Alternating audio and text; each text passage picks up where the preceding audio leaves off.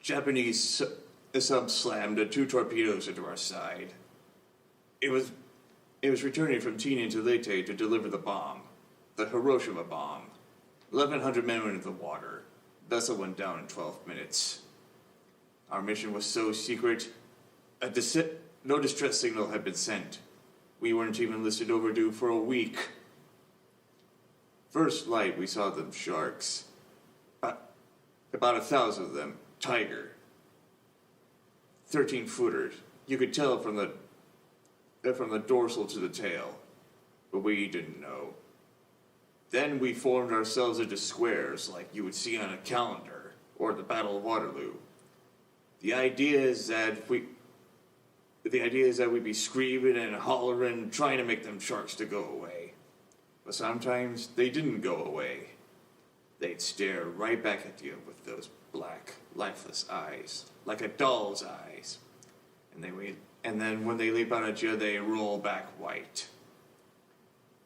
Then I found a friend of mine, Herman Cooper, baseball player from Cleveland, bosom buddy. I thought he was asleep, so I decided to wake him up.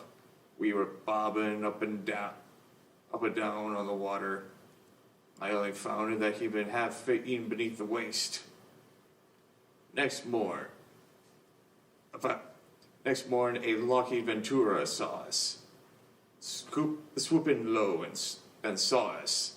The pilot was younger than Mr. Hooper. 3 hours later, big fat PBY Catalina came and picked us up.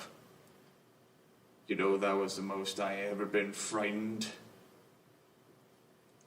Waiting for my turn. I would never put on a life jacket again. 1,100 men went in the water. 316 came out. Sharks took the rest. June 29th, 1945.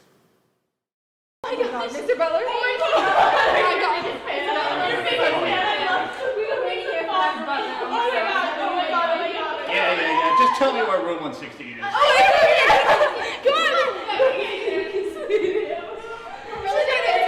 We're really talented. This one right here. Here, let me get the door for you, Mr. Here you go, Mr. Butler. Kevin, why don't you make yourselves useful and get me coffee? Oh, I can do it. I'll go do it. Yeah, go. Alright.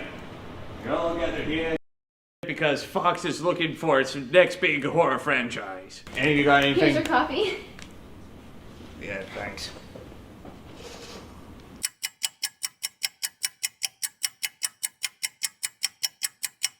Back in an hour. So, ladies, what are you willing to do for 5,000 apiece? So, yeah, we decided to reboot Friday the 13th, so you're all fired. What the fuck?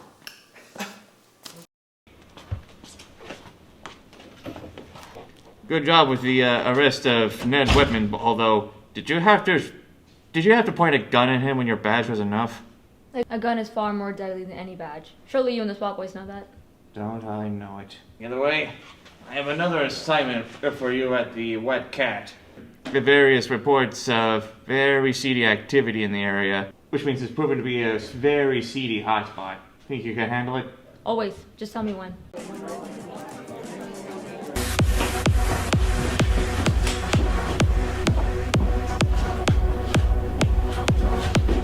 ID, ma'am. Oh, right.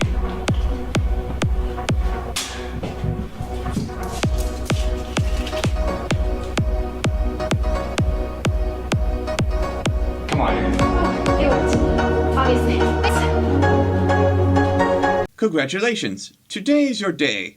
You're off to great places. You're off and away. You have brains in your head. You have feet in your shoes. You can steer yourself in a direction you choose. In 1947, Roger Rabbit saved all of Toontown. But before that, he saved the world.